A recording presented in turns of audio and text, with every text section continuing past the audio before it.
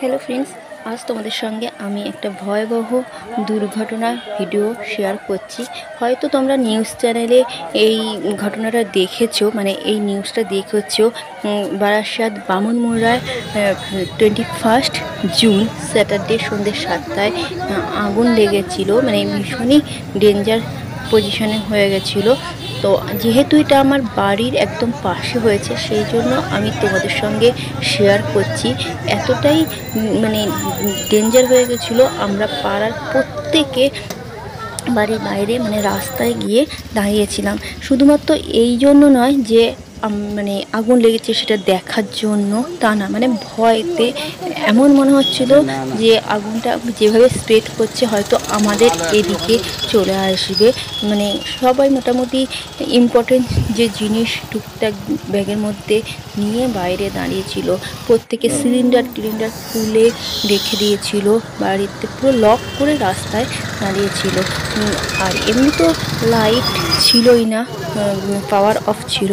তবুও যাদের emergency light আছে সেসব পুরো বন্ধ করে রাস্তায় দাঁড়িয়েছিল, যাতে কোনো প্রবলেম হলে সঙ্গে সঙ্গে তাড়াতাড়ি করে এদিক ওদিক চলে যেতে পারে। তো যাই হোক, সেই রাতটা আমরা খুবই ভয়ে ভয়ে কাটাই। আর এতটাই মারাত্মক আগুন লেগেছিল যেটা নেভাতে ফায়ার ব্রিগেডের 4 দিন টাইম লেগে গেছে, মানে 72 ঘন্টা টাইম লেগেছে। তো তোমরা এই ভিডিওটার যে ব্যাকগ্রাউন্ডগুলো শুনলে মানে বুঝতে পারবে, ফটাফট আওয়াজ হচ্ছিল। সেগুলো সব মানে যেহেতু ফ্যাক্টরি, ওখানে 2-3টে ফ্যাক্টরি রয়েছে, সমস্ত রঙের যে ড্রাম সেইগুলো বাস্ট করছিল। তারপরে মানে ওটার রঙের একটা কারখানা ছিল, ফ্যাক্টরি ছিল।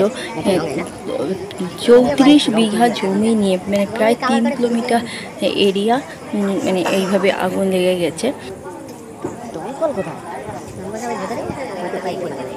এই সাইড দিয়ে তো মারা দরকার ছিল, বলছে তো ওই সাইড পাইপ রয়েছে, পাইপ আর কাজ হচ্ছে, পাইপগুলো কাজে এগুলো।